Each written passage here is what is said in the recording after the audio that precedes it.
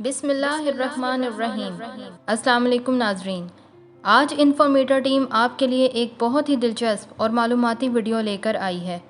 پیارے دوستوں، آج ہم آپ کو حضرت ابراہیم علیہ السلام کے شہر اور کھدائی میں ملنے والی اشیاء کا تصویری البم دکھائیں گے جو 1922 میں کھدائی کے دوران دریافت ہوئیں۔ تو شروع کرتے ہیں آج کی ویڈیو۔ مقامات ابراہیم علیہ السلام پارٹ 2۔ شہر ار کے کھنڈرات۔ عراق میں موجود ار نامی شہر، جہاں 2300 سال قبل حضرت ابراہیم علیہ السلام پیدا ہوئے، یہی وہ جگہ ہے جہاں حضرت ابراہیم علیہ السلام کا گھر تھا اور نمرود کا محل بھی اسی شہر میں تھا۔ ہزاروں سال سے یہ شہر من و مٹی تلے دفن تھا۔ 1894 میں اس شہر کی کھدائی کا کام شروع ہوا، چنانچہ 1922 میں برطانیہ اور امریکہ کے ماہرین اثریات کی ایک مشترکہ تحقیقی ٹیم برٹش میوزیم اور پنسلوینیا یونیورسٹی کے زیر اہتمام عراق کو روانہ ہوئی اور کھدائی کا کام پورے 7 سال جاری رہا۔ رفتہ رفتہ پورا شہر نمودار ہو گیا اور عراق گورنمنٹ کے محکمہ آثار قدیمہ نے عجائب خانہ کے حکم پر ان کھنڈرات کو محفوظ کر دیا ہے۔ یہ شہر خلیج فارس کے دہانۂ فرات اور عراق کے پایہ تخت بغداد کے تقریباً درمیانی مسافت پر ہے۔ ار شہر کے آثار قدیمہ سے ظاہر ہوتا ہے کہ یہاں ایک بڑے طوفان کے بعد زندگی معطل ہو گئی تھی اور بعد ازاں ایک نئی تہذیب نے جنم لیا۔ R.H. ہال نے، جس کا تعلق برٹش میوزیم سے تھا، یہاں پہلی کھدائی کی۔ ہال کے مرنے کے بعد ار کھدائیوں کو جاری رکھنے والے لیونارڈ وولی نے برٹش میوزیم اور پنسلوینیا یونیورسٹی کی اجتماعی کاوشوں سے ہونے والی کھدائیوں کی نگرانی کی۔ دنیا بھر میں تہلکہ مچا دینے والی یہ کھدائیاں 1922 سے 1934 تک جاری رہیں۔ سر وولی نے بغداد اور خلیج فارس کے درمیان صحرا میں کھدائیاں کیں۔ ار شہر کے بانی لوگ وادی دجلہ و فرات کے شمال سے آئے تھے اور خود کو عبیدی کہتے تھے۔ کھدائیوں کا اصل مقصد انہی لوگوں کے متعلق معلومات حاصل کرنا تھا۔ جرمن ماہر آثار قدیمہ ورنر کیلی نے وولی کی کھدائیوں کی تفصیل یوں بیان کی ہے۔ شاہانِ ار کی قبریں از ورنر کیلر۔ وولی ان قبروں کی دریافت پر بہت پرجوش تھا۔ اس نے سمیری امراء کی ان قبروں پر نشان لگا دیے جن کی اصل شاہانہ شان اس وقت سامنے آئی جب ایک عبادت گاہ کے جنوب میں 50 فٹ بلند ٹیلے کی کھدائی کی گئی، جہاں ان قبروں کی لمبی قطار واقع تھی۔ پتھروں سے بنے ہوئے یہ تہہ خانے حقیقی معنوں میں ایک خزانہ تھے۔ یہ تہہ خانے قیمتی ساغروں، حیران کن شکل و صورت کی صراحیوں، گلدانوں، کانسی کے برتنوں، موتیوں نگینوں کے کام والے سامان اور مٹی کے بنے ہوئے چاندی کی تہ چڑھے برتنوں سے بھرے ہوئے تھے۔ بربط اور سارنگیاں دیواروں کے ساتھ رکھی ہوئی تھیں۔ وولی نے بعد میں اپنی ڈائری میں لکھا، یہ سب کچھ اچانک ہوا تھا اور بعد میں ہونے والی دریافتوں نے ہمارے شک کی تصدیق کر دی۔ ایک بادشاہ کے مقبرے کے فرش کے نیچے ہمیں جلی ہوئی لکڑی کی راکھ کی تہ میں رکھی مٹی کی کئی الواح ملیں جن پر قبروں کی تحریر سے بھی پرانی طرز کی تحریر لکھی ہوئی تھی۔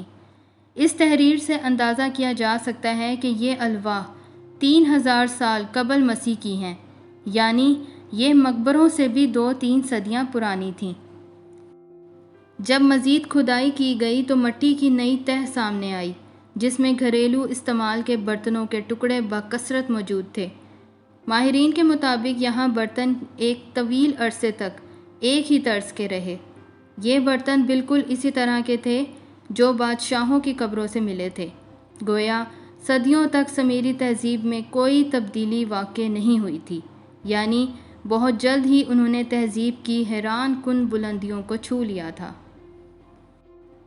جب کئی دن کی کھدائی کے بعد وولی کے کارکنوں نے اسے بتایا کہ وہ سب سے نچلی تہ تک پہنچ چکے ہیں تو وہ اس زمینی تہ کو دیکھنے کے لیے خود وہاں اترا۔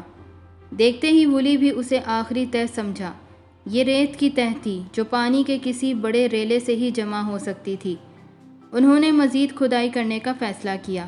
6 فٹ نیچے تک خالص مٹی ہی تھی مگر جب وہ 10 فٹ گہرائی تک پہنچے تو مٹی کی تہ اسی طرح اچانک ختم ہو گئی جس طرح وہ شروع ہوئی تھی۔ یہاں انہیں انسانی بدوباش کے آثار نظر آئے۔ اس جگہ ملنے والے برتن اور استعمال کی دوسری اشیاء بہت سادہ اور ہاتھوں سے بنی ہوئی تھیں۔ یہاں دھات سے بنی ہوئی کوئی چیز نہیں ملی۔ وہ اوزار جو یہاں ملے پتھر کے بنے ہوئے تھے، گویا اس تہذیب کا تعلق پتھر کے زمانے سے تھا۔ تو آئیے دوستوں، شہر اور اس کے کھنڈرات اور کھدائی سے ملنے والی اشیاء کی زیارت کرتے ہیں۔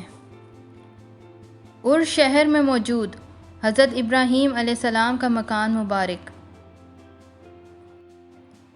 زیر نظر تصویر عراق کے شہر ار میں موجود حضرت ابراہیم علیہ السلام کے گھر کے آثار کی ہے۔ یہ بات مقامی احباب میں نسل در نسل چلی آ رہی ہے، واللہ عالم۔ اور شہر میں موجود حضرت ابراہیم علیہ السلام کا مکان۔ اور شہر میں موجود نمرود کے محل کے قریب کی کھدائی میں ملنے والا ڈھانچہ۔ اور کی کھدائی میں برآمد ہونے والا ہار۔ اور کی کھدائی میں برآمد ہونے والی کپڑا بننے کی مشین۔ عراق کے میوزیم میں چوری کا منظر، جہاں بابل اور ار وغیرہ کے قدیم نوادرات موجود تھے، مگر امریکہ کے حملے کے بعد لٹیروں نے یہاں کے ہزاروں قدیم نوادرات چوری کر لیے ہیں۔ اب بھی یہاں ہزاروں قدیم تاریخی اشیاء موجود ہیں۔ اور شہر کی کھدائی سے ملنے والی چھلنی اور پیالہ۔